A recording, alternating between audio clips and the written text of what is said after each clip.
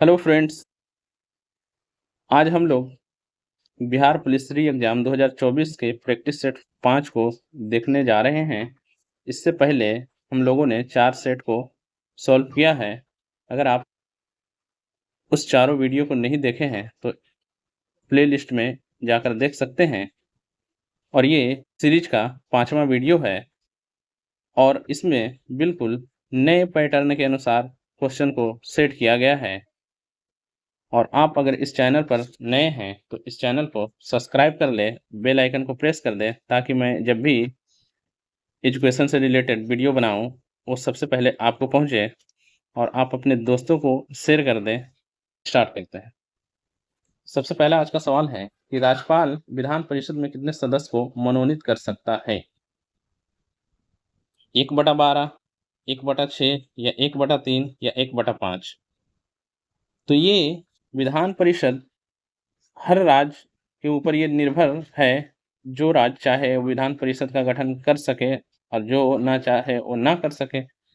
है वर्तमान में 6 राज्य में वो विधान परिषद है, तो उसमें 1/6 सदस्य को राज्यपाल मनोनीत करता है। Option number B right answer है। क्वेश्चन नंबर दूसरा पर कि भारतीय प्रशासनिक ढांचा का मॉडल निम्नलिखित में से किस देश से लिया गया है? रूस, ग्रेट ब्रिटेन, कनाडा या संयुक्त राज्य अमेरिका? तो भारतीय प्रशासनिक ढांचा का मॉडल कनाडा से लिया गया है। Option number C. 12वीं पंचवर्षीय योजना की अवधि है 2007 से 2012, 2002 से 2007, 2012 से 2017 या 2008 से 2013 तक। तो ये हमें पता होना चाहिए कि पंचवर्षीय योजना 1951 से स्टार्ट किया गया था। प्रथम पंचवर्षीय योजना का कार्यकाल 51 से 56 रहा है और ये 12वीं पंचवर्षीय योजना तक चला है, जबकि 12वीं पंचवर्षीय योजना का कार्यकाल पूरा नहीं है क्योंकि वह 12 से 17 तक के लिए था, पर 15 में भंग करके इसके स्थान पर नीति आयोग बना दिया गया है। तो 12वीं पंचवर्षीय योजना का कार्यकाल कितना था? तो 12 से 17, ऑप्शन नंबर सी। किस संविधान संशोधन ने मूल अधिकारों के ऊपर नीति निर्देशक सिद्धांत का आधिपत्य दिया, मतलब प्रायोरिटी दी? 42वां संविधान संशोधन, 41वां संविधान संशोधन, 44वां संविधान संशोधन या 25वां संविधान संशोधन? तो ये 42वां संविधान संशोधन 1976 द्वारा दिया गया था। Option A right answer. Bharat व पाकिस्तान के बीच की सीमा का निर्धारण करने वाली रेखा है डुरंड रेखा, मैकमोहन रेखा, रेड क्लिफ रेखा या मैगिनोट रेखा? तो हमें पता है कि डुरंड रेखा भारत और अफगानिस्तान के बीच है, मैकमोहन रेखा भारत और चीन के बीच है, रेड क्लिफ भारत और पाकिस्तान के बीच है, यानी इसका सही आंसर ऑप्शन सी। प्रश्न संख्या 6 से 7 तक हिंदी का है। इसमें कहा गया है कि प्रत्येक शब्द के लिए उसके नीचे दिए गए विकल्प से पर्यायवाची शब्द को छांटिए। जैसे है, सबसे पहला शब्द है चंद्रमा। चंद्रमा को और किस नाम से जानते हैं? दिवाकर, निशी, मार्तंड या शशि? तो चंद्रमा को और शशि नाम से जानते हैं। Option number D. अगला क्वेश्चन है कि घर, घर का मतलब कि पर्यायवाची क्या होगा? बिहार, किला, निकेतन या नग? तो घर का पर्यायवाची होता है निकेतन। ऑप्शन 8 से क्वेश्चन 8 से 9 तक के लिए है कि प्रत्येक प्रश्नों में से सही संधि विच्छेद का चयन कीजिए, यानी कि 2 क्वेश्चन है संधि विच्छेद से। सबसे पहला है निरर्थक। इसका संधि विच्छेद क्या होगा? तो निरर्थक जो है ये विसर्ग संधि का हिस्सा है। विसर्ग संधि का पहचान होता है ये 2 बूंदा या डॉट। तो इसका सही संधि विच्छेद हो जाएगा नी और अर्थक, यानी ऑप्शन सी। क्वेश्चन 9 है कि तददेव का संधि विच्छेद कौन सा होगा? तद प्लस यू, तत् प्लस यू या तद प्लस एव या तत् प्लस एव? तो इसका सही संधि विच्छेद होगा तत् प्लस एव, ऑप्शन डी। चूंकि ये जो त है ये अपने तीसरे वर्ण में बदल जाता है, ये व्यंजन संधि के लिए ये रूल। प्रश्न संख्या 10 से 11 तक का है। प्रत्येक शब्द के लिए उसके नीचे दिए गए विकल्पों में से उपयुक्त समास को छांटिए। तो परमेश्वर जो है वो किस समास का हिस्सा है? दिग्गु, कर्मधारय, तत्पुरुष या अवयव भाव? तो परमेश्वर में होता है परम प्लस ईश्वर। कर्मधारय समास का मतलब है कि एक होता है विशेष और एक होता है उसकी विशेषता बतलाने वाला। तो इसमें परमेश्वर में कर्मधार समास का हिस्सा है परम है वो ईश्वर, यानी कि एक विशेष है और एक विशेषता बता रहा है। तो ये option number B right answer होगा। फिर है धक्का मुक्की। जब भी समास में ये योजक चिन्ह लगा हुआ हो तो इसके द्वारा वो द्वंद्व समास जुड़ा हुआ होता है। जैसे धक्का मुक्की है, रात दिन, सुबह शाम, ये सब दाल भात, इस तरीके के जो भी शब्द है वो द्वंद्व समास का हिस्सा होता है। अंग्रेजी क्वेश्चन है कि find out which part of a sentence has an error. मतलब कि इस सेंटेंस का, यानी ये तीनों ए बी सी मिलाकर एक सेंटेंस बनाया हुआ है और इस सेंटेंस का कौन सा भाग गलत है, मतलब कि एरर है। It's high time the government takes effective steps against malaria, या नो एरर। तो इसका सही आंसर हो जाएगा option B, the government takes effected steps. ये इसका रॉन्ग पार्ट है। फिर है अंग्रेजी का क्वेश्चन कि choose the one which express the right meaning of the given word. Precedence के लिए कौन सा पर्यायवाची शब्द है हिंदी में समझे तो, यानी कि सिनोनिम है। तो इसका ये हो जाएगा preference, option C right answer. 1916 ईस्वी में मद्रास में स्वशासन आंदोलन के प्रवर्तक कौन थे? टी प्रकाशम, सुभाष चंद्र बोस, महात्मा गांधी या एनी बेसेंट। तो 1916 में मद्रास में स्वशासन आंदोलन के प्रवर्तक एनी बेसेंट थे। ये भारतीय राष्ट्रीय कांग्रेस की प्रथम महिला अध्यक्ष रही हैं। फिर है महमूद शाह को पराजित कर मालवा पर विजय के उपरांत विजय स्तंभ का निर्माण किसने करवाया था? राणा कुंभा, राणा सांगा, राणा रतन सिंह या राव मालदेव। तो ये करवाया था Rana Kumbha, option A right answer. दलदली एवं भूमध्य रेखीय उष्ण आर्द्रता वाली वनस्पति को किस वर्ग में रखा जाता है? जीरोफाइट, हाइग्रोफाइट, हेलोफाइट या लिथोफाइट। जीरोफाइट रेगिस्तान में उगने वाले को कहते हैं और हाइग्रोफाइट वो नमी वाले स्थान पर, हेलोफाइट नमकीन स्थान वाला पर और लिथोफाइट जो पत्थर पर उग जाते हैं। तो इसका सही आंसर ऑप्शन बी होगा, हाइड्रोफाइट। भारत के राष्ट्रपति पद की चुनाव प्रक्रिया में कौन भाग नहीं लेता है? तो समझ लें कि भारत के राष्ट्रपति पद के चुनाव प्रक्रिया में लोकसभा, राज्यसभा के निर्वाचित सदस्य एवं विधानसभा के निर्वाचित सदस्य, जबकि विधान परिषद के सदस्य इसमें भाग नहीं लेते। Option D right answer. मुझे उम्मीद है आप लोग समझ पा रहे होंगे और ये सेशन आप लोग को अच्छा लग रहा होगा। तो प्लीज इसे अपने दोस्तों के साथ शेयर कर दें और लाइक कर दें।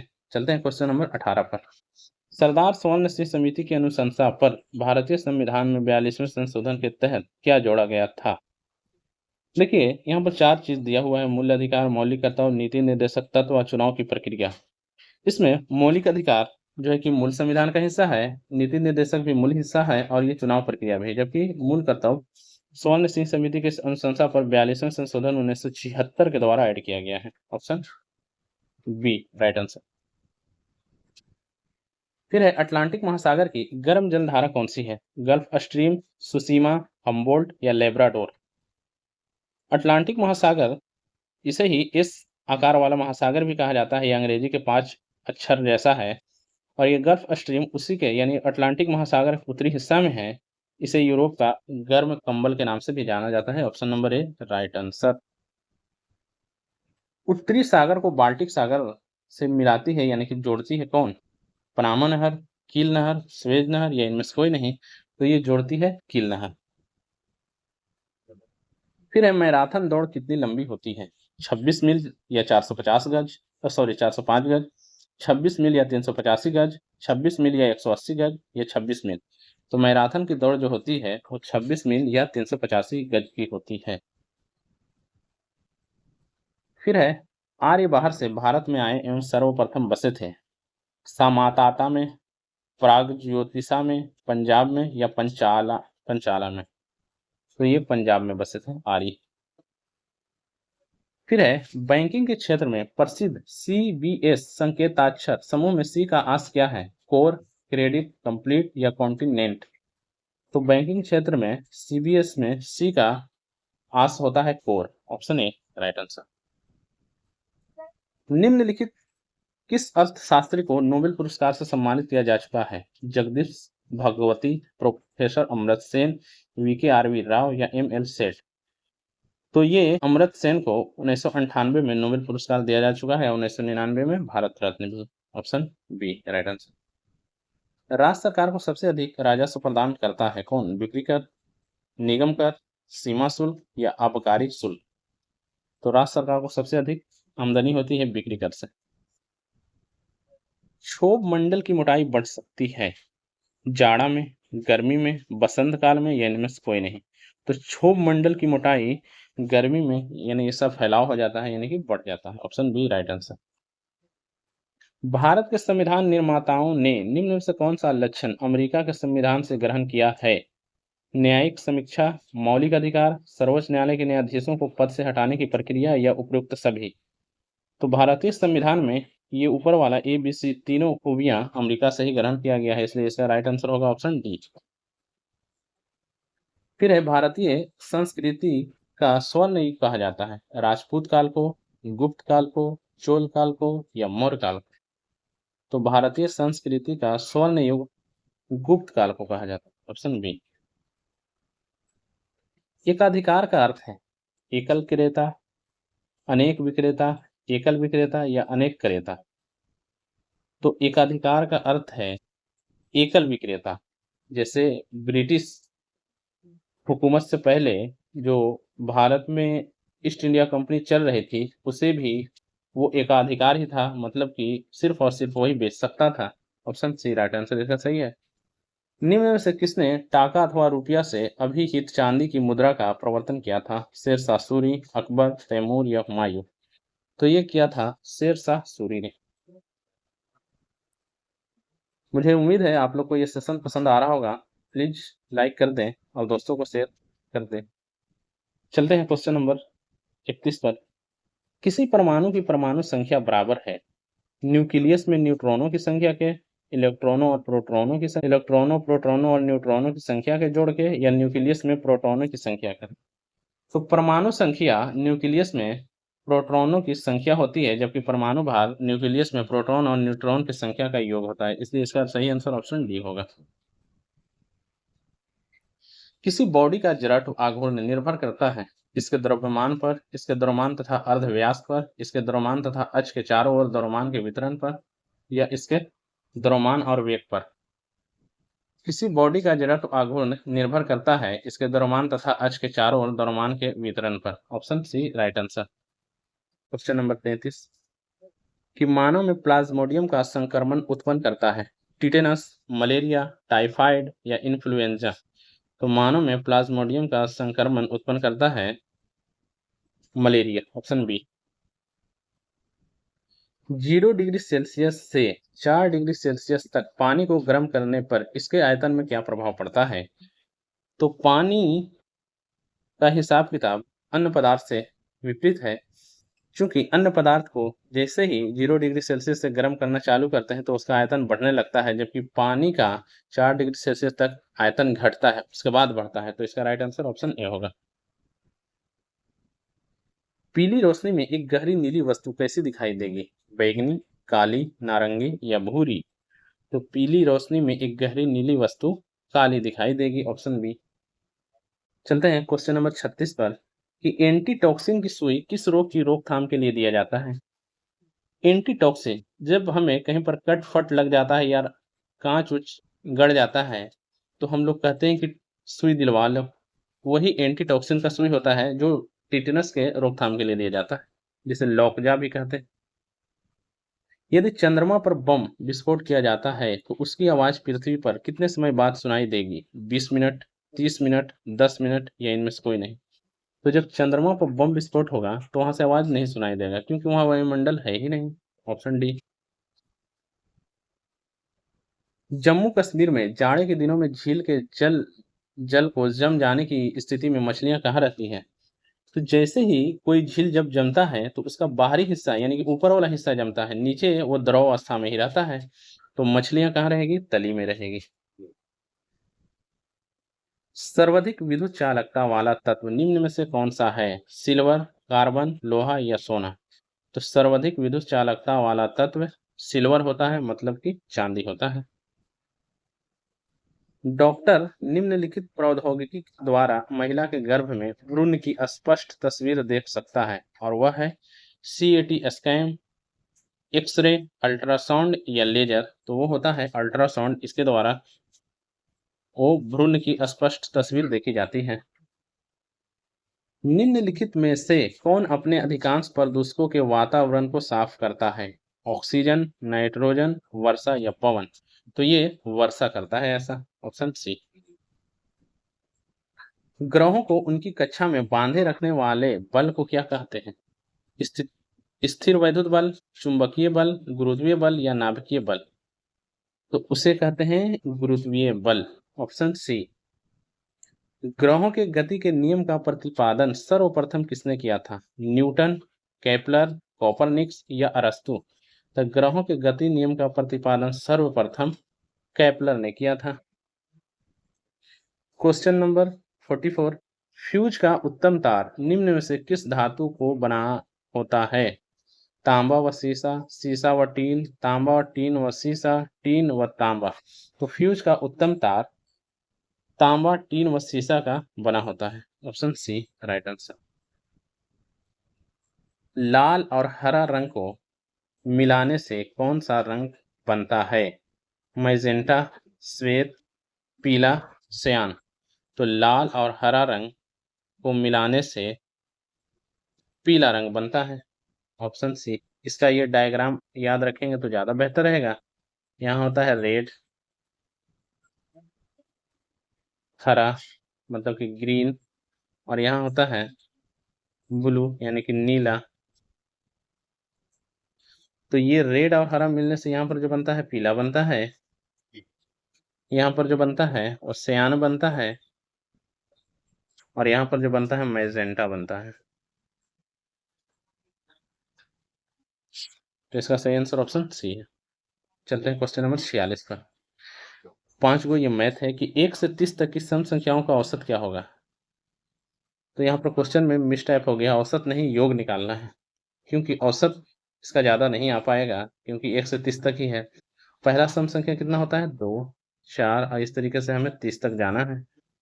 तो औसत अगर निकालना रहता तो हम क्या करते कि अंतिम और पहला को जोड़ करके 2 से भागा करते तो औसत निकल जाता। जैसे कि 30 प्लस 2/2, तो इसका औसत आ गया 16, मगर 16 तो ऑप्शन में है नहीं, इसलिए इसका योग निकालना है।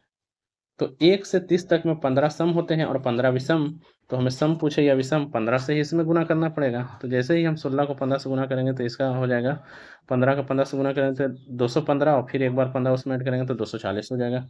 Right answer option B. Question number 47 है कि दो उत्तरोत्तर लाभ 10% और 20% के तुल्य एक लाभ कितना का होगा? यानी कहा जा रहा है कि लगातार दो लाभ, यानी पहला 10 और दूसरा 20 का हो तो कितना के लाभ के बराबर होगा? तो मान लीजिए हमारे पास धन है 100, पहला अगर लाभ होगा तो हो जाएगा 110, और दूसरा लाभ, इस पर फिर हमें 20% निकालना पड़ेगा, तो 20 निकालेंगे तो 100 से भाग करने पर ये एक जीरो कट जाएगा, यानी कि 22 और होगा।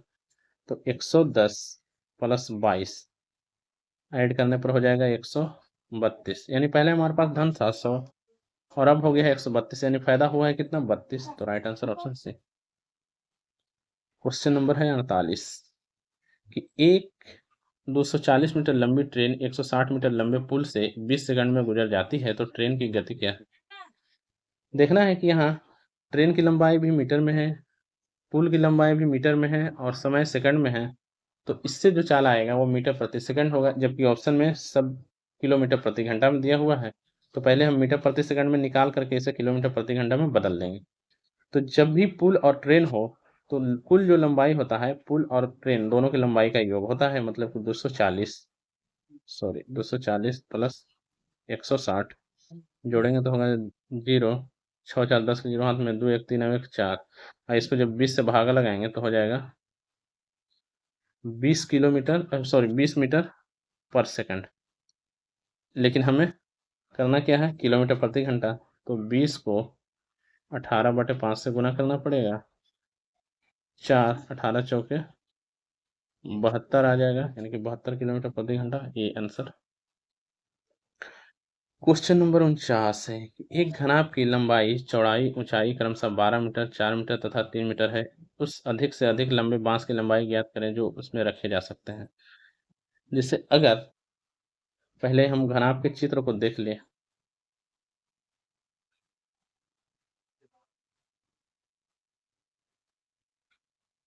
तो ये घनाभ का चित्र है।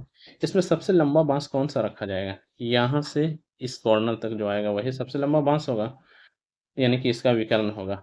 तो घनाभ का विकर्ण होता है root over A square plus B square plus C square, यानी कि रूट के अंदर 12 का स्क्वायर करेंगे तो 144, 4 का स्क्वायर करेंगे तो 16, 3 का स्क्वायर करेंगे तो 9, टोटल यह करेंगे तो हो जाएगा 169, यानी 169।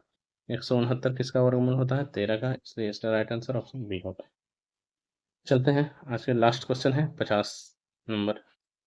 X plus one sorry x plus 1/x बराबर 7 दिया हुआ है, तो एक्स क्यूब प्लस 1/x³ का मान पूछा गया है। तो जैसे ही एक्स प्लस 1/x का मान दिया रहे तो x³ माइनस 1/x³ के बराबर होता है a³ माइनस 3a। तो कर देते हैं, a³ का मतलब 7 का क्यूब माइनस 3 गुना 7, तो 7 का क्यूब का मतलब हो जाएगा 343 माइनस 21, घटाएंगे तो हो जाएगा 322 है। इसका राइट आंसर ऑप्शन बी। तो ये हम लोगों ने 50 क्वेश्चन को सॉल्व किया है, और मुझे उम्मीद है आप लोग को समझ में आया होगा। और अगर इस चैनल पर आप नए हैं तो प्लीज़ इसे सब्सक्राइब कर लें और अपने दोस्तों को शेयर कर दें। शुक्रिया।